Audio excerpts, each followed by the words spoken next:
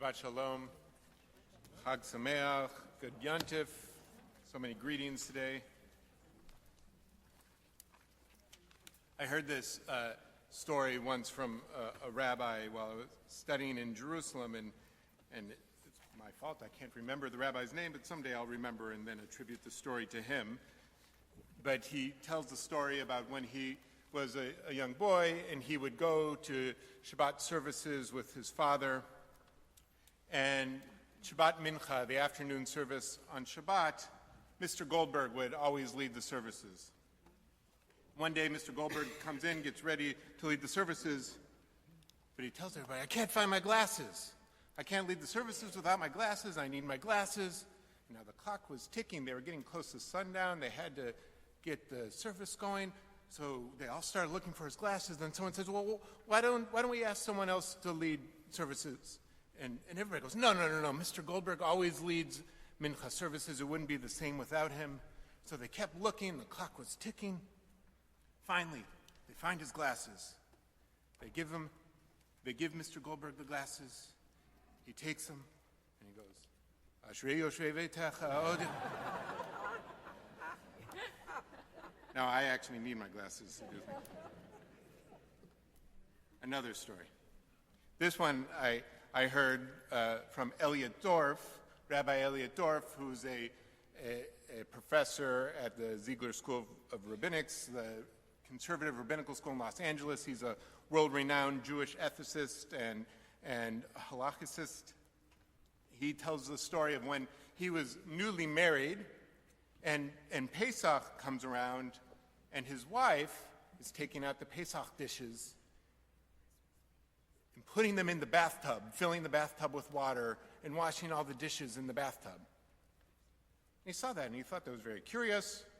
Well, maybe she knows some kind of halakha, some Jewish law, or some custom that he doesn't know about, and he's a pretty smart guy. So he started going through all of the law codes and all the books of Jewish customs, and he couldn't find this anywhere. So he goes up to his wife and says, you don't need to wash the Pesach dishes in the bathtub. She said, what are you talking about? You're going to make my dishes treif.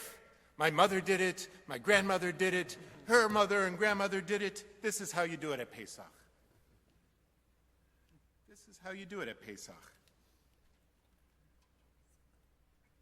So there's big news in the Jewish world, which is that, well, it's big news for me. I don't know about normal people, but in the Jewish world, there was big news because in December, the conservative movement issued a ruling permitting Ashkenazi Jews to eat kitniot during Pesach.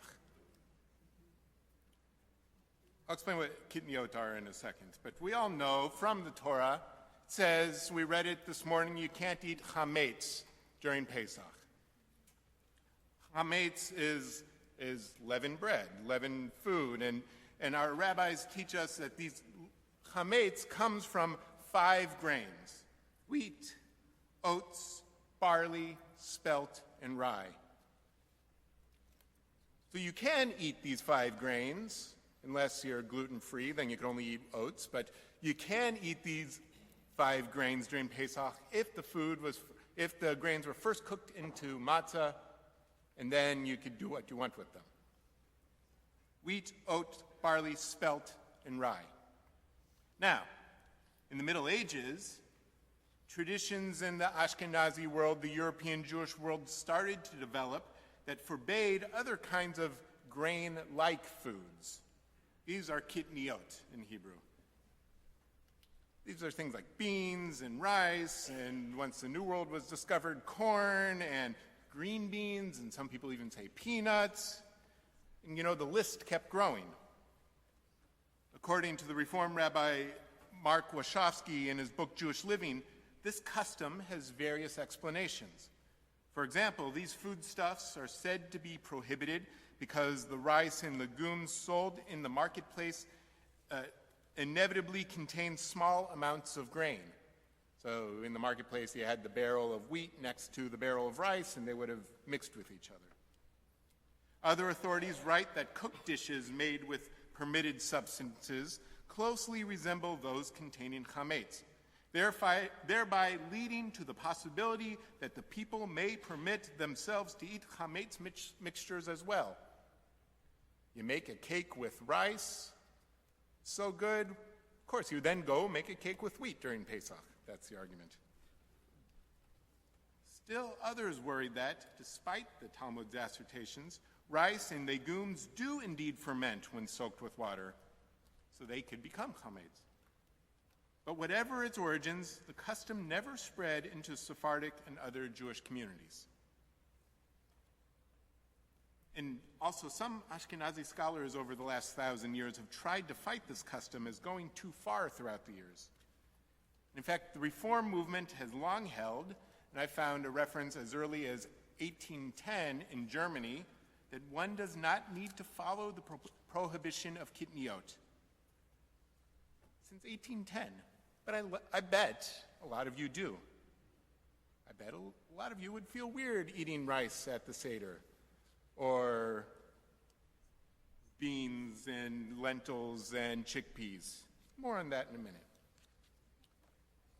So the conclusion of the conservative movement's decision: in order to bring down the cost of making Pesach and support the healthier diet that is now becoming more common, and given the inapplicability today of the primary concerns that seem to have led to the custom of prohibiting kitniot, and further, given our inclination in our day to present an accessible Judaism unencumbered by unneeded prohibitions, more easily able to participate in the culture that surrounds us, we are prepared to rely on the fundamental observance recorded in the Talmud and codes and permit the eating of kitniot on Pesach. These all sound like very logical reasons to let us eat kitniot. But the thing is, religion ain't always logical. Think of the stories I opened with. Someone else could have led mincha services on Shabbat, but the community needed Mr. Goldberg. Mr. Goldberg could have led them without his glasses, but he needed his glasses. Religion isn't always logical. The law books don't say you need to wash your dishes in the bathtub, but her grandmother said you do, and that's what made it Pesach. Many of us here are not eating kitniot because what would Bubby say if there was rice at the Seder? Judaism, I think religion in general, is more than just the mind. It's also about the kishkes, the guts. Emotion, memory, stories are just as important as logic, consistency, and rational thought. I love to study the words of our founders of the Reform movement. In one of the founding documents of the North American Reform movement, called the Pittsburgh Platform, in 1885 says, "We recognize in Judaism a progressive religion, ever striving to be in accord with the postulates of reason." Our Reform founders thought that if it's not reasonable, if it's not rational, because Judaism should ever be ever striving to be closer to reason, if the Jewish practice is not reasonable, not rational, what can you do? You can set it aside. Now, that led to a lot of great things in Judaism. The Judaism that we practice today, egalitarianism, ideas of science. But for our classical reformers, it also led to some dropping of ritual, led to less and less Hebrew, the idea of the people Israel as a people. Were they throwing the baby out with the bathwater? If we Jews are only ever striving to be in accord with the postulates of reason, where's the place for our kishkes? What about our emotion? What about our stories? Does dear old Bubby's long-gone voice still speak to us about rice at the Seder or any other ritual that is not rational? In fact, if it's only about reason, why eat matzah at all? Can't Pesach just be a philosophical discussion about freedom? Why do we need these foods to remind us? It's not really rational, but there's more. There's more to Judaism than just the mind. Pesach is a great example of mixing our minds and our kishkes, and our feelings, our emotions, our stories. The Seder is filled with philosophical discussions in the guise of storytelling, and it has smells and tastes and time travel. Time travel. There are many examples, but I'll use this one. At the beginning of the Seder, we say, halachma anya. This is the bread of affliction. We don't say, this is like the bread of affliction. We don't turn the matzah into a symbol for slavery. Rather, we attempt to time travel back to Egyptian slavery while we are sitting here in the present. This is the bread of affliction. I was a slave in Egypt. But at the same time, we call the matzah the bread of freedom. But that freedom is always a look into the future and not yet. We are not totally free. There is always next year in Jerusalem. We are always waiting for Eliyahu Hanavi, always waiting for Elijah the prophet. In the Seder, we are living in eternity, the past, present, and future all at once. That's the mind and the kishkes together. I feel my grandparents and glimpses of their parents and grandparents all the way back to Egypt as I look into my future with my two sons singing the four questions. As Rabbi Ira Stone writes, the radical assertion of Jewish experience, perhaps the most radical, is that aspects of eternity can indeed be experienced within the situation of this worldly time. Time itself can be interrupted by eternity, and timelessness can carve a space for itself in the midst of time. For this sense of eternity, ritual, food, memories, stories, the stuff that touch our emotions, our kishkas, are what is important in religion, in Judaism. This does not mean that our mind is not important, God forbid. It's a balance. My mind tells me that there is no concrete evidence that there was a man named Moshe that led a slave rebellion after a series of plagues and a miraculous splitting of the sea. My mind tells me that because I read history books.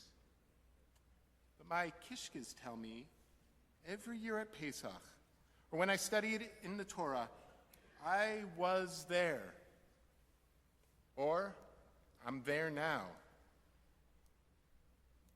With Moses, with the people, witnessing the wonders and miracles, and my mind and kishkes together shape my future. So now you're probably asking what I think of kitniot. Do I eat them?